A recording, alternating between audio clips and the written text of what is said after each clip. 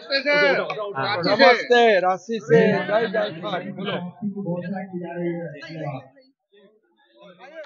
कैसा लग रहा है इस बार बिहार चुनाव सर? और यहाँ के एनडीए प्रत्याशी के लिए उन्होंने वोट मांगा है जी अमन भाई। कसुआ एक बहुत ही इम्पोर्टेंट विधानसभा है। पूर्णिया लोकसभा में आते हैं। हमारे लोक जनशक्ति पार्टी रामविलास पासवान ग्रुप से नीतीश जी लड़ा है।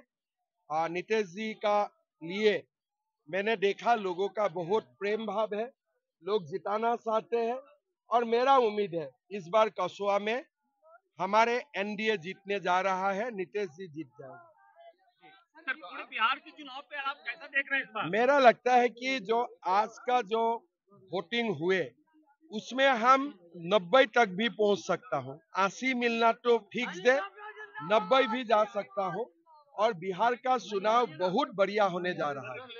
ये जो राशि महिलाओं के लिए दी गई है, आपने कहा कि आपने अपने यहाँ इसको लागू किया। हाँ, हमने जो नीतीश कुमार जी ने जो स्कीम लाया, सेल्फ हेल्प ग्रुप का माताओं का बैंक अकाउंट में 10-10 हजार रुपया डालने का और आगे जाके सबको लाखपति दीदी बनाने का, ये स्कीम असम ने भी अडॉप्ट किया है। असम में 40 लाख महिला सेल्फ हेल्प ग्रुप का साथ जुड़ा हुआ है सबका बैंक अकाउंट में। हम लोग भी 10-10 हजार रुपया डाल चुका हूँ। कितने सीट बिहार में डेमोग्राफिक चेंज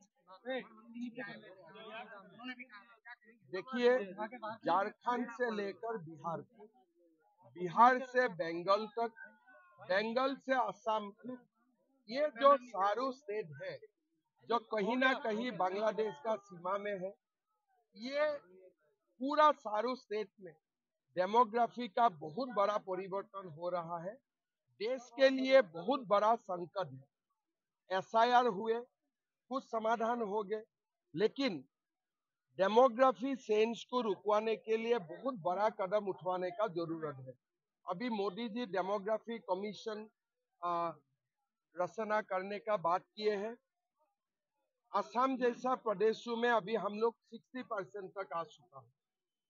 सीमांचल में हालत ऐसा ही, बंगाल में 65% तक हम लोग आ चुका है और झारखंड का हालत भी बहुत ही खराब है। तो डेमोग्राफी का जो चेंज है ये पॉलिटिकल मुद्दा नहीं है, ये हमारा आइडेंटिटी का मुद्दा है, अस्मिता का मुद्दा है।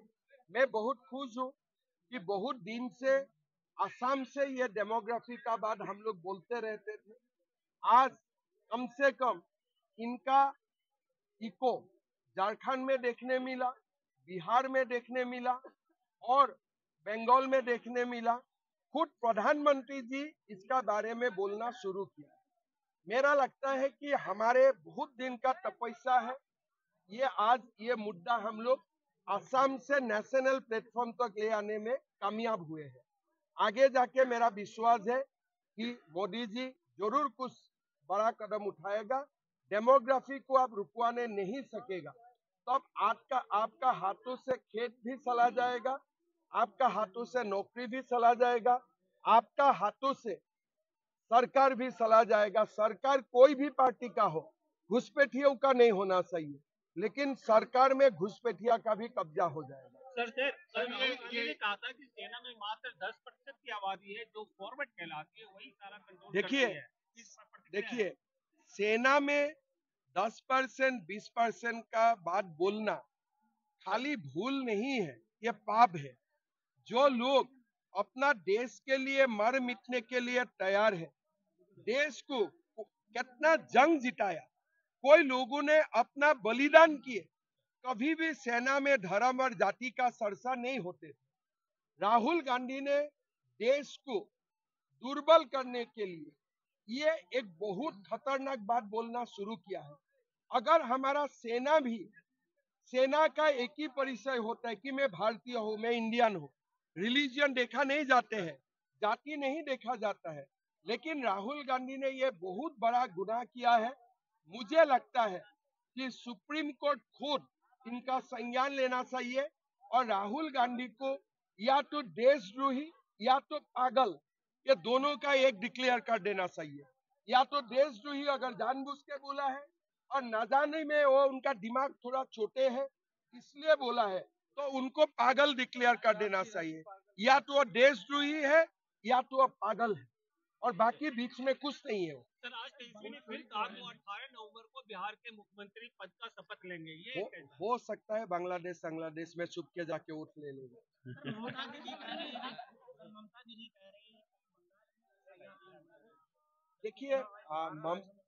देखिए ममता जी देश का संविधान का अनुसार बनाए हुए एक मुख्यमंत्री। एसआईआर आप अपोज करो, बट एज ए सीएम आप अपोज नहीं कर सकते। आप संविधान का नॉर्म्स का साथ बढ़े हुए हैं। अगर आपको एसआईआर का अपोज करना है करो, लेकिन मुख्यमंत्री का पद से हट के ये अपोज करो।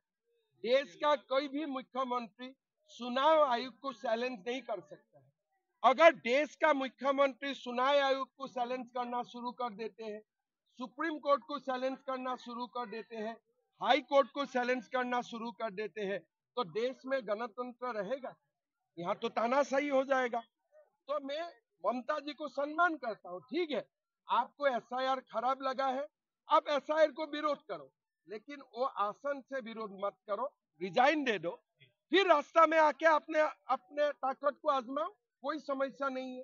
But as a CM do not provoke people against election commission. लेकिन राहुल ने तो कहा कि हाइड्रोजन बम की धमक बिहार से असम तक सुनाई पड़ेगी। राहुल का हाइड्रोजन का मतलब ही राहुल नहीं समझता है, यह बहुत ही बुर्बक व्यक्ति है, इनका दिमाग में खोले हैं। ये कोई राहुल का बात को काल देखो कहां से ब्राजीलियन को लेके आया। अभी ब्राजीलियन जो मॉडल है वो इंस्टाग्राम में आके पूरा भारत को धुलाई कर रहा है। अब देखो, पहले तो वो बिहार का बात बोलते थे, असम का बात बोलते थे, अभी ब्राजील चला गया, तो उनको भी फ्लाइट में हम लोग ब्राजील तक सप्लाई कर देना चाहिए। Thank you.